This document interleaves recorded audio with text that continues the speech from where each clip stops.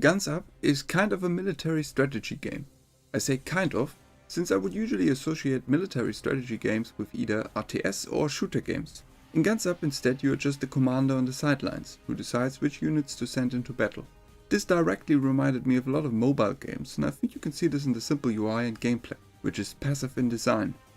That being said, you not only decide before each battle which unit types to take into battle, but you can also send in reinforcements during the battles. Additionally, you can also use from a limited set of items. You can for example order a bombing run or send in a decoy to confuse the enemy soldiers. The reinforcements and items are the active part of the game, in which the player can actually do something. There are offensive and defensive battles in Guns Up. You could choose a classic PvP attack on one out of a select group of other players' bases, or join a guild in the form of an alliance and attack a random opponent from another alliance.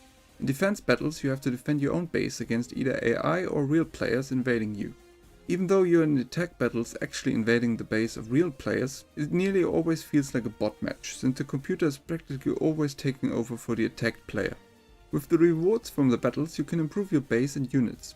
There's a good variety of different units, ranging from your normal assault units to medics, snipers, grenade throwers, flamethrower troops, rocketeers and so on.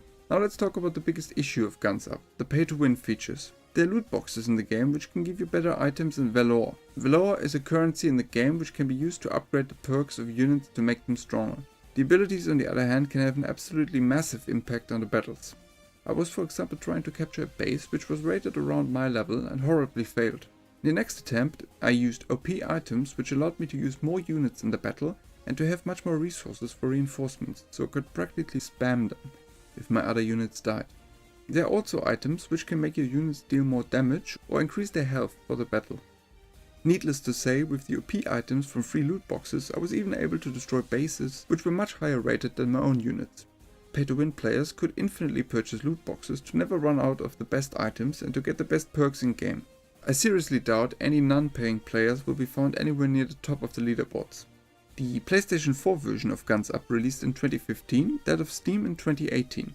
Both were initially scheduled to shut down in April 2023, but due to newfound popularity were only shut down in December 2023. The mobile version of Guns Up released in 2022 and is still playable in 2024. The mobile version seems to also have additional units and an updated UI. I was initially not thrilled by the passive form of gameplay, but got a little bit of appreciation for the unit selections and items after the first battle victories. The realization of the extent of pay-to-win features in the game however destroyed my motivation to continue playing after around 10 to 15 hours. If you missed Guns Up, you should consider checking out Guns Up Mobile. Just be mindful of its weaknesses, which probably haven't improved with the mobile port. I miss the idea of it. But not the truth. The weakness.